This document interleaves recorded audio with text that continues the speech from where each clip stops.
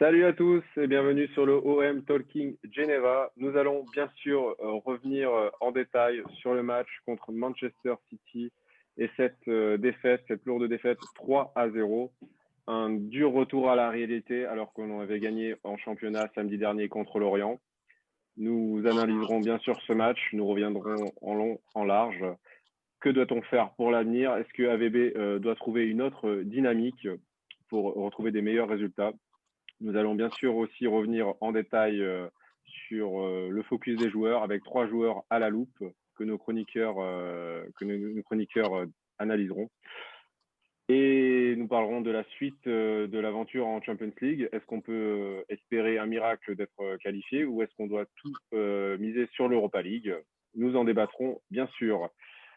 Nous avions prévu, à vrai dire, une deuxième partie d'émission sur le match OM Lens, mais nous venons d'apprendre qu'il a été annulé selon la Provence pour cause de Covid à Lens.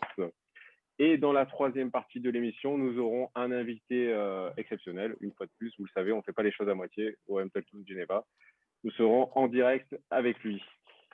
Pour m'accompagner ce soir, l'équipe du Talk, Raph, Flo, Christopher. J'espère que vous allez bien. Salut, ça va? Lendemain difficile. Lendemain difficile pour tout le monde. Lendemain difficile pour tout le monde, bien sûr. Avant de commencer, un petit coup d'œil, bien sûr, sur nos réseaux sociaux. Vous les connaissez sur Facebook, Twitter, Instagram, OM Nation Genève pour nous suivre. Vous connaissez l'adresse. Alors, OM Manchester City, défaite 3-0. Dur retour à la réalité. Est-ce qu'ils étaient plus forts que nous? Je pense que oui. Est-ce qu'on devait s'attendre à cette défaite? Raph, l'inexpérience pour toi, ça a été aussi une source et une raison de cette défaite face à une équipe très très costaud de Manchester City qui, au final, n'a peut-être pas forcé tout son talent, mais qui a géré son match et qui gagne avec beaucoup de réalisme aussi. Alors pour moi, c'est un dur retour à la réalité, mais ça montre quand même que l'équipe a encore beaucoup de boulot. Contrairement à ce qu'ils voulaient peut-être penser en début de saison, après la victoire contre le PSG, ils se sont peut-être dit, bah tiens, on est rodé pour la Ligue des Champions. Et là, malheureusement, on voit qu'on n'a pas du tout le niveau. On n'a pas eu hier soir ni le niveau technique, ni l'envie. J'ai envie de comparer, quand on me dit c'est un manque d'expérience, pas forcément. Quand on voit l'équipe danoise qui va jouer à Liverpool et qui ne perd que 2-1, et je ne pense pas qu'ils ont des joueurs meilleurs techniquement que l'OM. Donc pour moi, c'est un dur retour à la réalité qui peut les faire progresser à condition qu'ils en tirent les enseignements corrects. Et là, on regarde, en regardant les statistiques, on voit très bien, il y a eu 8 tirs pour City et 2 pour l'OM. C'est pas normal quand Villas-Boas veut mettre, on peut le dire, il mettait le bus derrière et après le but c'était de jouer en contre-attaque. Il n'y a pas eu vraiment d'occasion nette pour l'OM, à part des frappes de loin qui n'ont pas mis en danger Ederson. C'était très pauvre le match hier soir. Il n'y a eu aucune envie. Voilà, il n'y a rien eu. C'était le meilleur. C'est vrai ce que tu dis. On a commencé, j'ai l'impression, ce match, on a commencé avec la peur au ventre déjà. Et on subissait la pression dès le début du match de Manchester City, qui, comme je l'ai dit tout à l'heure, n'avait pas vraiment forcé son talent. Et à 1-0, c'était déjà très compliqué. On revient au vestiaire, le retour des vestiaires. On a quand même un meilleur visage, mais sans être non plus très menaçant. Puis bon, après, c'est vrai qu'à 2-0, bah, c'était fini, non? Bah, si je peux me permettre, c'est City n'a gagné que 3-0 en limite en marchant sur le terrain. C'était si City avait voulu jouer vraiment à fond, il y aurait eu 5 ou 6-0, ça aurait été un carnage. Là, City a peut-être eu pitié de l'OM, mais voilà, ça a été très très pauvre. Oui, ou c'est préservé pour la suite du championnat anglais aussi. C'est dommage quand on connaît l'état de forme physique et puis technique de City, qui depuis le début de saison enchaîne les contre-performances en première ligue. C'est vraiment dommage que l'OM n'ait pas tenté un truc. C'était le soir où on pouvait tenter quelque chose. C'est vrai. Alors bah, justement, Villas-Boas, lui, il a tenté quelque chose. Il a tenté une nouvelle formule. On est passé avec une défense à 5 hier, en 5-3-2, donc une équipe qui était relativement défensive, avec Thauvin, Radonjic en attaque et Cuisance en soutien. Villas-Boas a voulu innover sur ce match. on va pas dire que c'était un franc succès.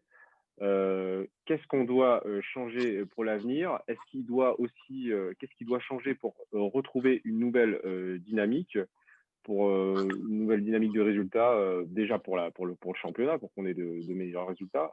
Christopher, est-ce que tu penses que Villas-Boas doit changer quelque chose et qu'est-ce qui devrait changer? Alors, effectivement, c'était une première fois en fait où on évoluait vraiment 5-3-2 cette saison. Là, c'est vrai que ce que nous disait par exemple certains joueurs qu'ils ont du mal à s'habituer au nouveau système et qu'à chaque fois on en change, ça commence à être un peu problématique parce que d'un coup on sent qu'ils se sentaient quand même assez bien en 4-4-2 en losange. Là, ils sont passés en 5-3-2. On a vu qu'il n'y avait pas quand même beaucoup d'avantages à cette formation, mais juste une certaine solidité défensive, parce qu'on voit qu'on laissait quand même très peu d'espace aux citoyens, comme ils disent, de Manchester City. Donc c'est vrai que c'était vraiment pas très tourné vers le jeu. Clairement, comme on disait entre nous avant l'émission, on a vraiment mis le bus. Hein, voilà, on attendait et puis on se disait, bah, tiens, on va utiliser la vitesse de Radonjic pour peut-être essayer de les prendre en compte. Thauvin aussi court très vite. Comme par hasard, les 2 pointes, c'est les 2, selon les tests à l'entraînement, qui courent le plus vite à l'OM aujourd'hui. Mais ça n'a pas marché du tout comme on espérait, parce que le problème, c'est que en vérité, c'est que les espaces derrière ne sont pas tant créés que ça, simplement parce qu'à la récupération, on n'a pas été franchement très bon. On voit qu'on est comme une équipe quand même qui est encore très jeune, qui manque encore de repères, surtout dans ce format-là. Il y a eu vraiment beaucoup de choses qui n'ont pas bien fonctionné pour pouvoir en fait jouer avec ce 3-5-2 et qu'on puisse vraiment se projeter. D'ailleurs, Thauvin le disait, il l'a dit à la fin du match, le problème c'est que quand on joue aussi bas, après, forcément, quand on récupère le ballon, c'est pas 15-20 mètres qu'il faut faire pour après se trouver en situation d'attaque, c'est 30, 40, 50 mètres. Et forcément, c'est très fatigant, ça demande beaucoup d'efforts et c'est difficile de tenir tout le match comme ça. Résultat des comptes, si on regarde un petit peu les derniers buts, c'est aussi lié à cela. Ils étaient complètement fatigués, cramés et on se les est pris ainsi. Ça a donné en fait cette impression d'apathie de l'équipe qui allait pas du tout. Moi, ce qui m'ennuie et ce que j'entends souvent et ce que je peux donner raison, c'est que voilà, nous, nos mots, c'est droit au but. Là, le problème, c'est que c'était pas franchement une équipe d'attaque. On voit qu'on a vraiment pas essayé de tenter notre chance. Hier, pour être très franc, on a suivi le match en étant sanitairement protégé, Oui, en suivant le match entre supporters sur Zoom. Et c'est vrai que on était tous là avec des têtes complètement atterrées du résultat qu'on voyait. Donc, non, il n'a pas réussi son coup, très clairement. Le 4-4-2 en losange, ça reste quand même ce qui peut-être laisse le plus de liberté, notamment pour les latéraux et notre système de jeu. On a en plus des joueurs qui sont encore très jeunes au milieu de terrain.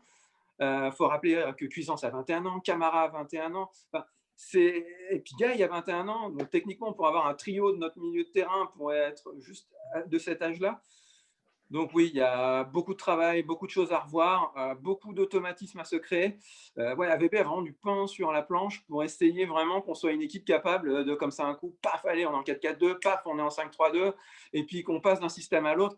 Il y a encore vraiment beaucoup de travail. Et j'insiste, il nous manque beaucoup d'expérience à ce niveau-là. Ça fait des années qu'on n'a pas joué en Ligue des Champions. Et là, quelque part, on l'a vraiment ressenti sur ce match-là. Il nous manque de l'expérience. Si vous nous permettez, on va faire un petit focus sur les joueurs. Comme on a l'habitude à chaque émission, on décortique chaque joueur à la loupe. On en a pris 3 ce soir.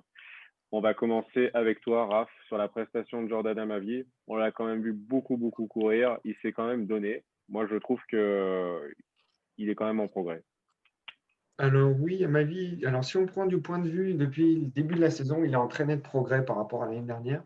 Après, sur ce match-là, contrairement un peu aux autres avis, je ne l'ai pas trouvé si bon que ça, mais c'est un truc qui va avec la prestation de l'équipe. À ma vie, on le connaît, c'est quelqu'un qui a besoin de se projeter vers l'avant et il peut faire 25 courses par match, 25 allers-retours, il n'y a pas de problème. Sur le plan physique, il est là. Après, il a besoin aussi de se projeter vers l'avant. Et hier, lui et Sakai, c'est les 2 latéraux, mais avec le système qu'on a eu, ils n'ont pas pu se projeter. Et c'est dommage parce que dans un système où tu es en 5-3-2, normalement, les latéraux sont là, c'est des pistons, ils sont là pour se projeter. Et hier, ils ont été un peu coupés par le manque d'envie. Et en fait, si on n'a pas le contrôle, ça ne sert à rien d'être en 5-3-2. Tes latéraux ne pourront pas monter. Donc, en fait, c'était vraiment 5, comme si on avait 5 défenseurs centraux. Donc, à ma vie, pour moi, sa prestation, elle est en demi-teinte. Hier, il a fait beaucoup d'efforts personnellement, mais ça n'a pas apporté, ça n'a pas été très efficace. Mais bon, ça, il y est pour rien. C'est le match qui a fait ça. J'ai souvent tendance à penser au Jordan Amavi, on va dire, sous l'ère Rudy Garcia. Tu aurais mis le Amavi il y a 2 ans avec Garcia dans le match, contre City. Je crois qu'on le perdait, le pauvre. Hein. Donc, Oui, après, il avait quand même un bon niveau. Il était sur le déclin comme toute l'équipe à la dernière saison de Garcia. Il était sur le déclin comme toute l'équipe, mais je trouve qu'il a toujours eu un bon potentiel. Et c'est quelqu'un qui va faire les efforts sans rechigner. Mais bon, hier soir, sa prestation n'était pas non plus si exceptionnelle, même si c'est un joueur que j'adore. Hier soir, c'était pas le grand à ma vie, mais comme toute l'équipe hier soir. il y avait pire, on va dire. On passe avec toi, Flo, sur Balerdi. Après, sur Balerdi, je l'ai trouvé bon face à Lorient. Bon, il marque un but un peu chanceux. Mais là, voilà, quand on voit face à City, c'est un autre calibre. Il a beaucoup souffert. Il a été dans les mauvais coups, surtout dans les 2 derniers buts.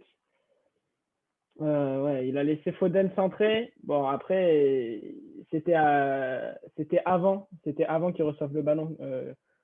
Foden, qu'il fallait qu'il défende. Après, il avait juste à regarder faire le centre. Malgré tout, c'est pas que sa faute à lui.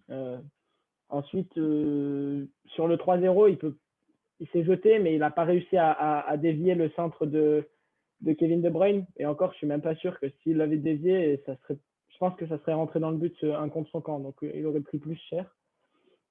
Malgré tout, je trouvais que sur les enfin, il a tenté quelque chose. Et je trouve que c'est quand même quelque chose qu'il faut dire.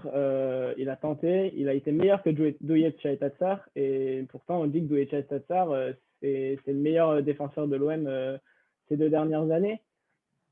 Voilà, je pense que on va dire que c'était un match difficile pour lui. Certainement premier match titulaire en Champions League. Et voilà, il se fait découper par Laporte. Je pense que ça lui a mis un coup au moral, je pense, après pour la suite. Mais sinon, pour moi, il a les prémices d'un très bon défenseur central. Si jamais on vend Chaitatsar cet été, il faut lever l'option d'achat. Même si on peut la lever cet hiver, il faut la faire. Finalement, 15 millions d'euros pour un défenseur qui pourrait être un crack, on va dire. C'est pas, ça va, c'est plutôt donné, on va dire. Surtout qu'à Dortmund, il ne jouait pas. Et alors, ça fera du bien autant à Dortmund qu'à nous. Flo, désolé de t'interrompre, mais c'est d'accord. Merci. Il y avait des choses vraiment intéressantes de ce qui s'est dit sur Balerdi, notamment particulièrement que pour AVB, ce serait un des plus grands joueurs en devenir au poste de défenseur central. Et moi, ce qui m'impressionne vraiment, moi, je reviens encore toujours un peu à la même chose, hein, émission après émission, c'est vraiment la progression. Et moi, ce qui m'impressionne, c'est de voir comment le tout premier match où on avait vu lui, où on était un petit peu mon mi-figue mi-raisin, on a vu le match de Lorient, on s'est dit, purée, il a quand même du potentiel. Et finalement, le gars, il faut quand même voir qu'il a fait pas tant de matchs que ça, quand même, à niveau professionnel en Europe, et que c'était loin d'être le plus mauvais quand même devant Manchester City. Donc moi, c'est vrai que je me pose la question de savoir s'il ne va pas aller à un moment donné aller titiller Douillet en termes de titulaire, s'il continue en tout cas sur cette lancée-là. Et c'est même bien parce que ça va obliger Douillet, lui, à essayer de se dépasser pour essayer vraiment de rester un titulaire indiscutable. Donc c'est vrai que pour moi, c'était un des points relativement positifs finalement de la soirée, cette titularisation de Balerdi. Alors, juste pour vous dire que si vous étiez sur Instagram, vous basculez sur YouTube. Et si vous étiez sur YouTube, vous restez sur YouTube. Vous connaissez votre petit rituel maintenant. Et pour moi, je pense que aussi le fait qu'il s'est bien intégré, il y a quand même Benedetto et Alvaro qui sont hispanophones. Donc, je pense que l'intégration a beaucoup fait aussi. Thauvin aussi parle espagnol. Donc, Voilà, je pense que l'intégration a beaucoup aidé Balerdi à pouvoir progresser. Oui, de toute façon, on va lui laisser du temps. On va pas le juger au bout de 2 mois ou de 2, 3 mois, hein. C'est un défenseur en devenir. On va lui laisser du temps. On a laissé du temps à Caleta-Car, hein. Souvenez-vous, les 6 premiers mois, il joue pratiquement pas ou pas forcément très bien. Et puis aujourd'hui, c'est devenu un titulaire presque indiscutable Ah oui. à l'OM. Pour rappel, oui, Oh, Rafi, tu parles de Tchaleta Tsar, son premier match. Moi, je me souviens de son premier match, c'était Nîmes-Marseille. Et il exact. prend un rouge, on perd 3-1, mais la soirée cauchemar pour tout le monde, Ouais, le surtout pour retour lui, des le premier champions du match. monde. Oui, Tu perds 3-1 et tu prends un rouge. Ouais, oui, oui, je me rappelle très bien. quand on Je voit me le niveau rappelle qu'il très a bien. aujourd'hui, voilà, c'est comme quoi. Il y C'est a un pour temps ça, hein. d'adaptation. Il parle pas la langue, c'est une nouvelle culture, un nouveau pays, une nouvelle équipe. Il y a un temps d'adaptation. Et puis c'est un jeune joueur. C'est un jeune joueur qui doit apprendre. Donc, faut pas être trop sévère avec lui. On a vu dans le passé que des fois, on était trop sévère avec les jeunes joueurs et qu'ils restaient pas chez nous et qu'ils allaient exploser ailleurs. Faut pas répéter les mêmes erreurs. Soyons pas trop sévères. Voilà, c'est ça. Mais même moi, je l'ai trouvé plutôt bon quand on a joué face au Bayern en match amical, même si c'était plutôt compliqué. C'était son premier match avec l'OM, face au Bayern en plus. Donc voilà, je trouvais qu'il était assez. Ce qu'il a montré face au Bayern, c'est ce qu'il a aussi montré face à City, sauf dans un temps plus long, quoi. On va enchaîner avec toi, Chris, pour conclure la première partie de cette émission, en parlant de Bouba Camara, notre minot. C'est notre minot, il faut le dire. Eh ben oui, moi c'était mon chouchou hier soir. Vous avez vu, on a été gentil parce qu'on a parlé que des joueurs qui ont relativement bien joué, hein. Parce qu'on a tellement dit du mal de l'équipe, donc c'était quand même bien qu'on ait quand même des focus sur des joueurs qu'on a trouvé quand même qui se sont pas si mal sortis. Je pense que nos exemples sont plutôt pas mal. Et ouais, vraiment, Camara, pour moi, c'était l'homme du match côté marseillais.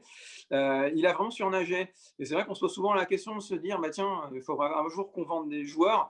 Et on espère toujours avoir quand même des joueurs qu'on va vendre plus de 50 millions, quoi, 60, 70, 80 millions.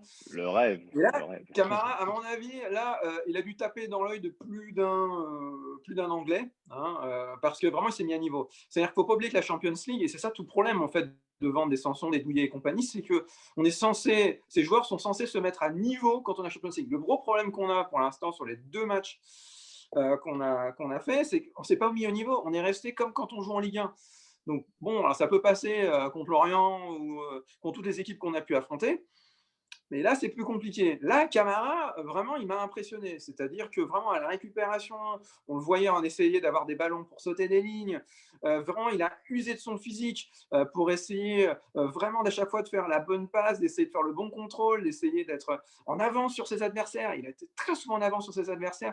Physiquement, il a tenu tout le match. C'était celui qui physiquement a été plus correct, parce que franchement, physiquement, c'est un autre point dont on n'a pas parlé, mais on a été complètement à la rue sur ce match-là. Vraiment, j'ai l'impression que, je sais pas, on n'avait pas l'habitude de courir, quoi.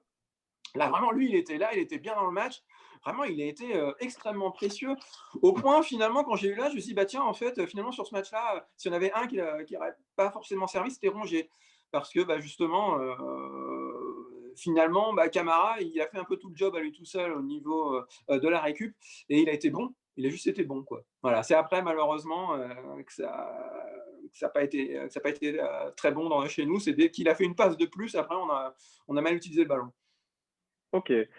On a l'habitude de décortiquer, de voir les joueurs à la loupe. On voulait quand même revenir aussi sur Villas-Boas à la loupe. Donc on l'a pas fait, on l'a pas vraiment fait dans cette rubrique, mais on va le faire exceptionnellement parce qu'on a quelque chose à dire.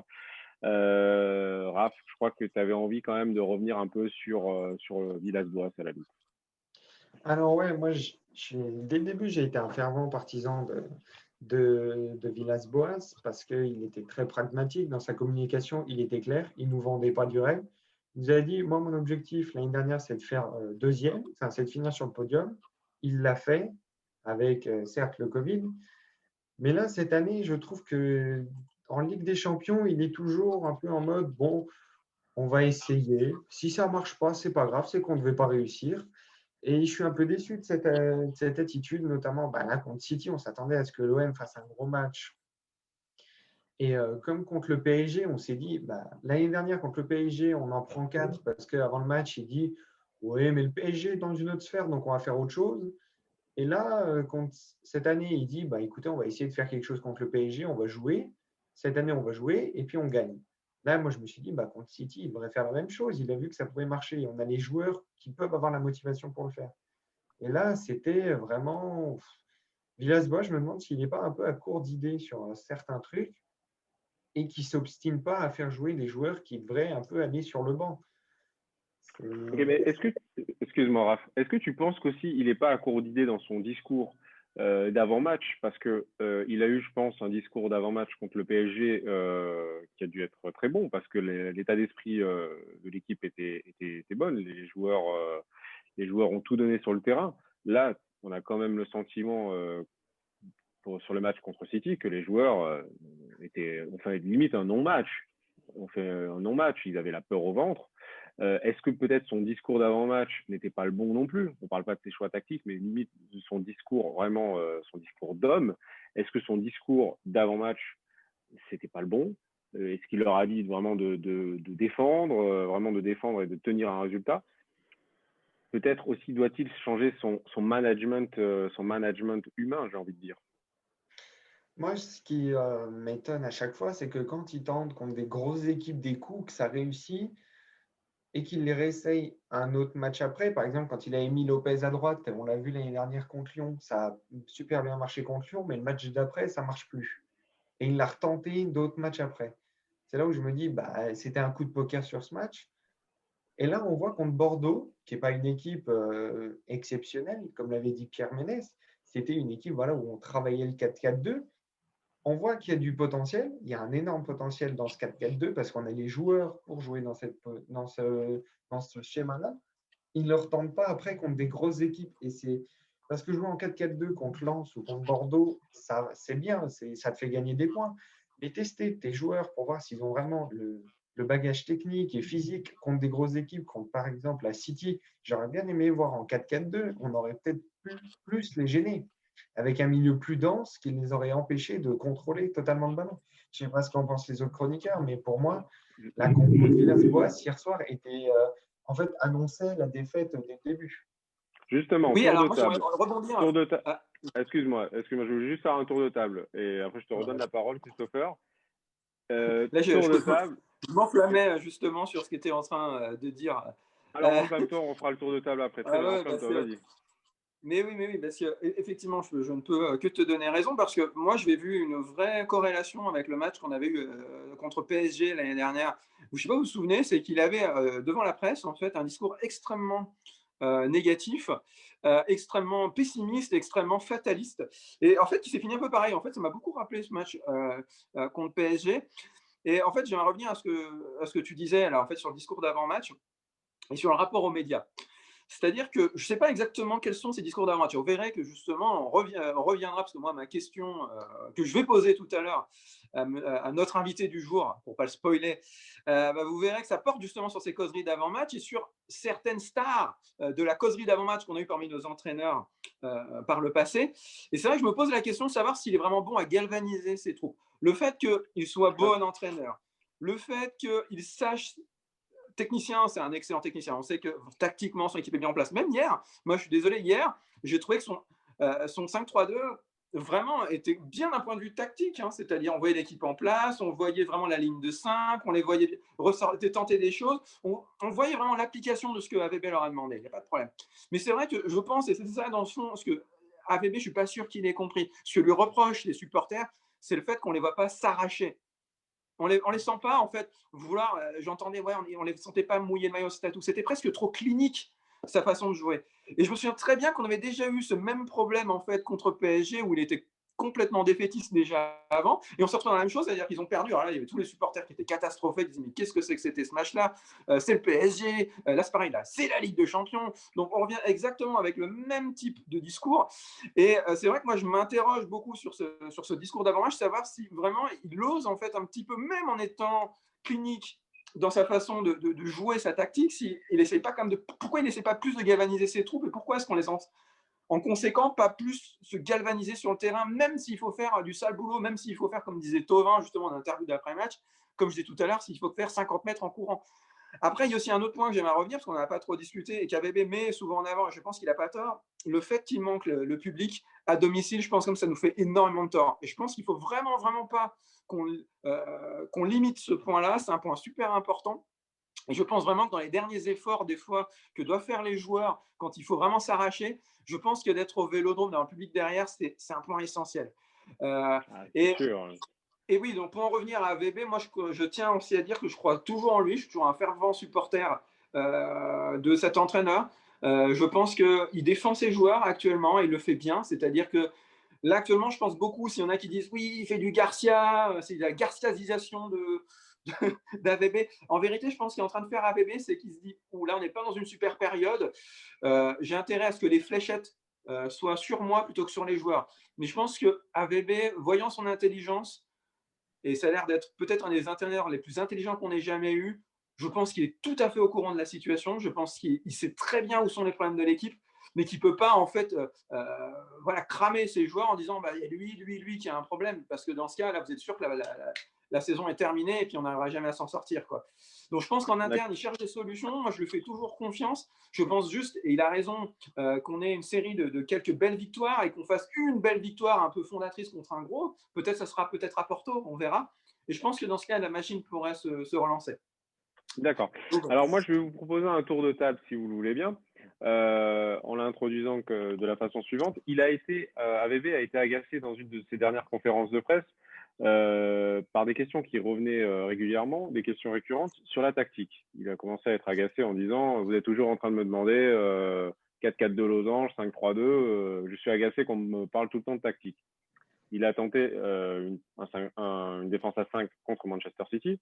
Je vous fais un tour de table à vous trois. A-t-il sa part de responsabilité dans cette défaite, tout simplement? Flo? Oui, non?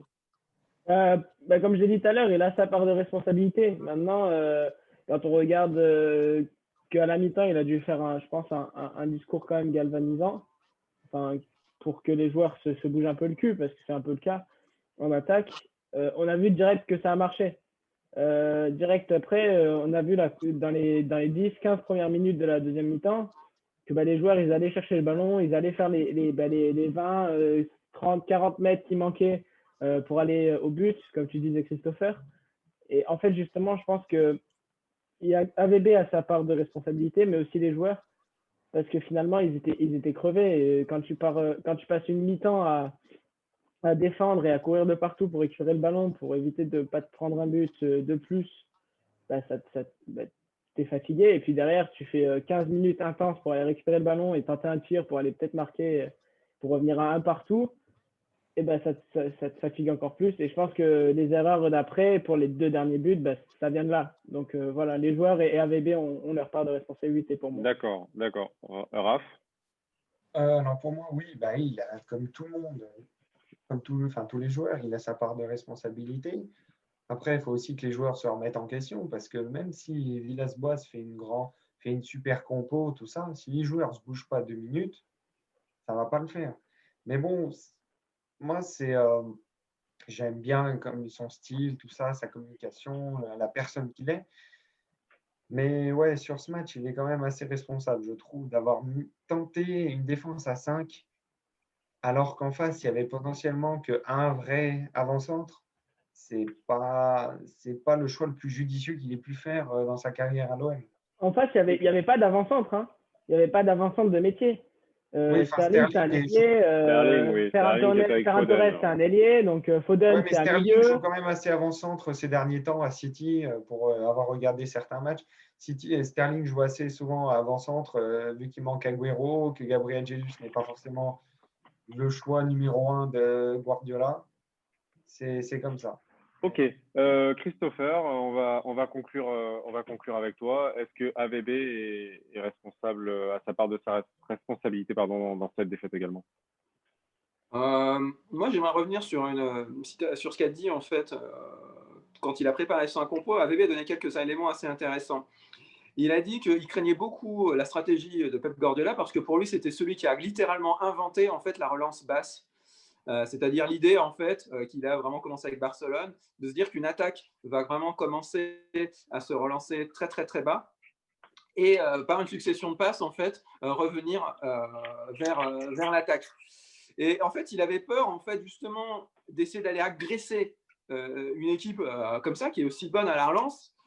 Et c'est pour ça qu'il a créé son 5-3-2 avec vraiment une défense très basse. Donc, vraiment, quand on réfléchit d'un point de vue intellectuel, le cheminement intellectuel, il semble pas fou, en fait. Le problème, c'est l'application et les joueurs, finalement. Des fois, je me pose la question si les joueurs qu'on a ont le QI intellectuel nécessaire pour mettre en place les stratégies qu'il lui veut mettre en place. De même, encore une fois, on a une équipe jeune. Il y a le QI du football, comme on dit, mais il y a aussi l'expérience. C'est-à-dire, quand on va dire à un joueur, ah bah tiens, tu vas passer de 4-4-2 en losange, tu vas passer en 5-3-2, et puis après, tu vas revenir à ça.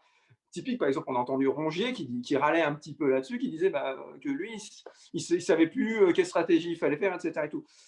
Donc, moi, j'ai envie, en fait, presque d'être assez compréhensif par rapport à AVB. Comme je dis, je continue à le défendre, mais c'est plutôt les joueurs d'essayer de se remettre en question, de ne pas trop faire la starlette parce qu'ils jouent à l'OM, et d'essayer peut-être de se remettre en question par rapport à ces non-performances qu'on a actuellement, et d'essayer d'être mieux.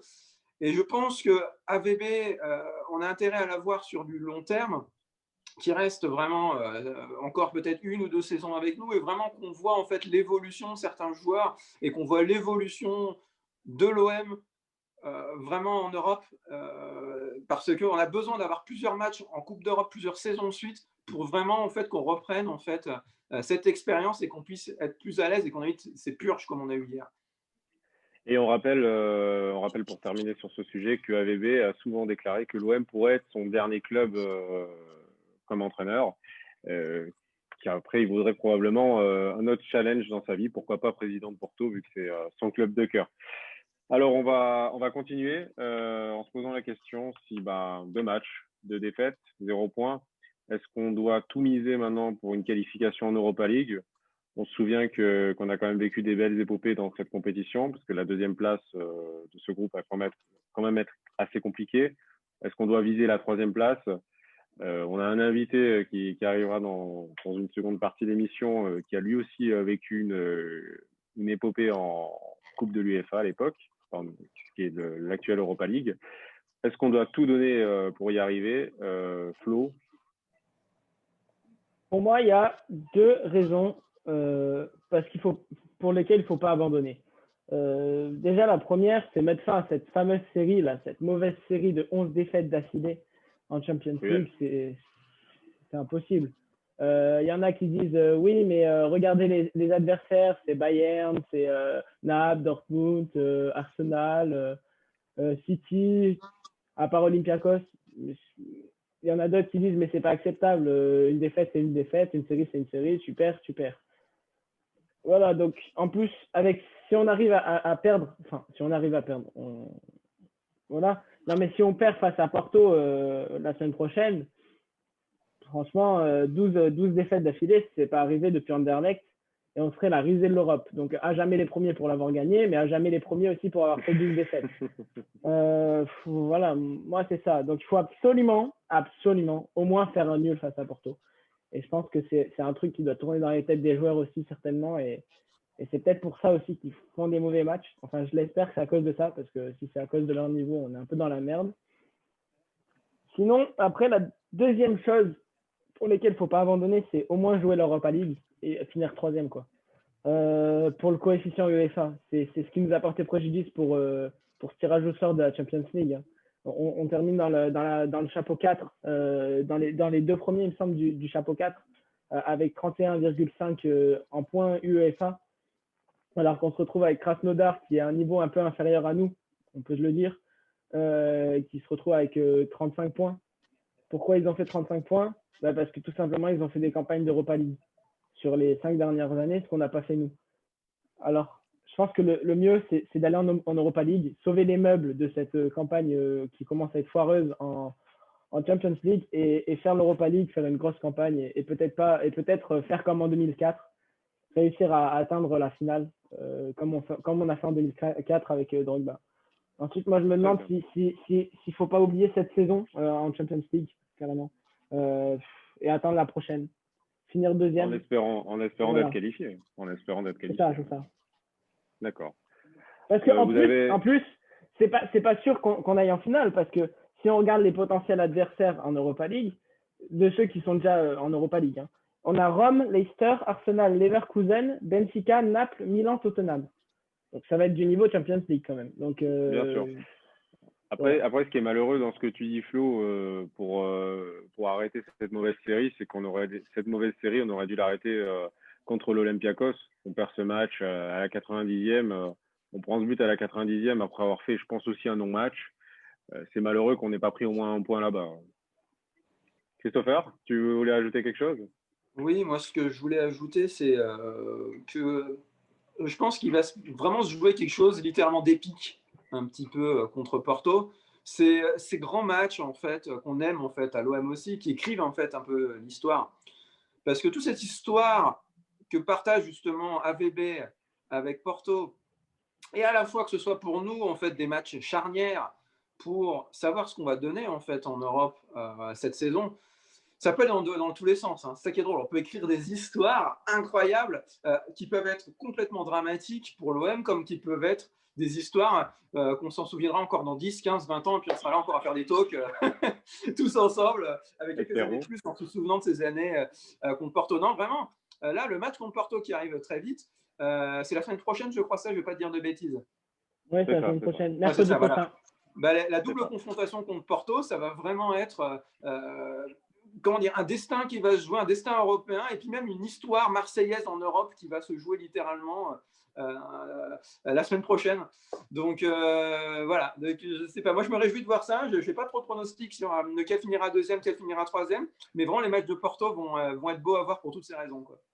D'accord. Et Raph, tu veux conclure sur ce sujet, peut-être? Bah, moi, j'ai envie de dire que l'espoir n'est quand même n'est pas perdu. Regardez, Lyon, l'année dernière, fait un début de campagne européenne catastrophique et ils Eh oui, finissent c'est en vrai. demi-finale. Alors, certes, avec le Final Eight, mais il y a quand même, voilà, ils s'imposent dans la dernière journée. Enfin, je me souviens plus tellement de leur parcours, mais enfin, ils font une grosse fin de poule. Donc, il y a moyen. Et le foot, c'est pour ça qu'on aime ça. Et surtout à l'OM, rien n'est rationnel. On se souvient tous de ce match contre Leipzig à domicile. Alors oui, il y avait le public, tout ça, mais il s'était passé quelque chose d'irrationnel pendant ce match. Et l'année dernière, avec Villas-Boas, il y avait aussi ça, cette atmosphère qui nous rendait presque intouchables. Même si on était dominé à fond pendant un match, on se souvient à Lille, on est dominé, on joue un quart d'heure, le dernier quart d'heure du match, et on l'emporte. Donc, moi, j'ai envie de croire cette irrationalité qui a toujours existé à l'OM et qui fait que l'OM est un peu si spécial en France et en Europe. Ça se trouve, au match retour face à City, on en met 3. Hein. On ne sait jamais avec l'OM, de toute façon. Oui, après, il ne faut quand même pas non plus trop… Mettons-en un déjà, ce sera pas mal. Ok. Alors, c'est fini pour cette première partie d'émission. On va passer à la deuxième partie d'émission, comme on vous a promis, avec la venue d'un invité, un ancien Olympien, ancien international sud-africain. Il a joué 5 saisons chez nous. C'est Pierre Issa, de 96 à 2001. Il était olympien et il nous fait le plaisir et l'honneur d'être parmi nous pour une partie de questions-réponses. On va commencer par Raph. Peut-être si tu veux nous donner ta question pour notre invité du jour. Oui, j'avais une question, donc Pierre. Si un jour vous pouviez amener un joueur de l'OM, n'importe lequel, ce serait lequel? Amener un joueur à l'OM ou le faire Si on signer à avait, l'OM? vous prenez le joueur que vous voulez, que vous préférez le plus, pour le mettre Oui. dans l'effectif actuel. Aujourd'hui, je veux pas lancer un peu de publicité ou d'autres choses sur mes joueurs. Donc, je vais pas citer mes joueurs que je représente aujourd'hui. Mais je pense dans le championnat français, il y a des joueurs intéressants. Et je pense aujourd'hui, on va dire un peu ce qui pêche à l'heure actuelle, c'est peut-être la position d'avant-centre. C'est vrai qu'il y a un joueur que j'avais essayé de faire venir il y a beaucoup d'années quand j'étais directeur sportif à l'OM, à Olympiakos, pardon. C'est Mbaye Niang. Et j'aurais bien aimé voir Mbaye Niang porter les couleurs de l'OM. Mais bon, c'est vrai qu'il est contractuellement à Rennes. Et aujourd'hui, il y a eu des échanges apparemment dans le passé. Mais c'est un joueur que j'aurais bien vu à l'Olympique de Marseille avec ses qualités qui pourraient bien faire ce rôle d'avant-centre qu'aujourd'hui, malheureusement, ça fait quelques années, ce poste n'est pas comblé, on va dire. D'accord. C'est vrai qu'il nous aurait peut-être fait du bien, effectivement. Il y avait eu des rumeurs et AVB les a démentis. Flo, ta question pour notre invité du jour, s'il te plaît. Oui, oui, bien sûr. Moi, je me demande si jouer la Coupe du Monde au Vélodrome, c'est votre meilleur souvenir. Ah oui, jouer une Coupe du Monde, c'est déjà un beau souvenir et j'ai eu la chance d'en disputer deux. Mais bon, c'est vrai que ça n'a été pas non plus un souvenir, on va dire, bon pour moi et pour l'équipe parce que bon, malheureusement, on a perdu et avec aussi le but contre mon camp. Je pense qu'aujourd'hui, le meilleur souvenir que j'ai au Vélodrome, c'est la victoire contre Manchester United, énorme. Surtout, c'était l'équipe vraiment, on va dire, une des meilleures à l'époque de Manchester United avec Beckham, avec Roy Keane, avec Andy Cole, Dwight York. Voilà, une belle épopée. Et puis, c'est un des plus beaux souvenirs, oui, au stade Vélodrome pour moi, surtout. Avec un but de William Gallas, une C'est victoire ça, 1-0. exactement. Christopher, à toi.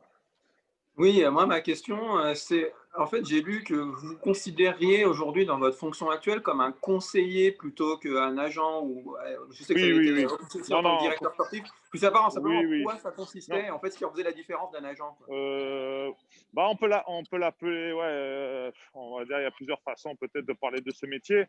Aujourd'hui, je pense que j'essaye de le faire comme conseiller parce que on essaye toujours de conseiller. Et puis surtout, on a été joueur sportif, on a été les footballeurs pro. Et c'est vrai qu'à un moment donné, moi, je me suis lancé dans ce métier-là parce que tout simplement, je me suis retrouvé à un moment donné de ma carrière où je me suis posé pas mal de questions.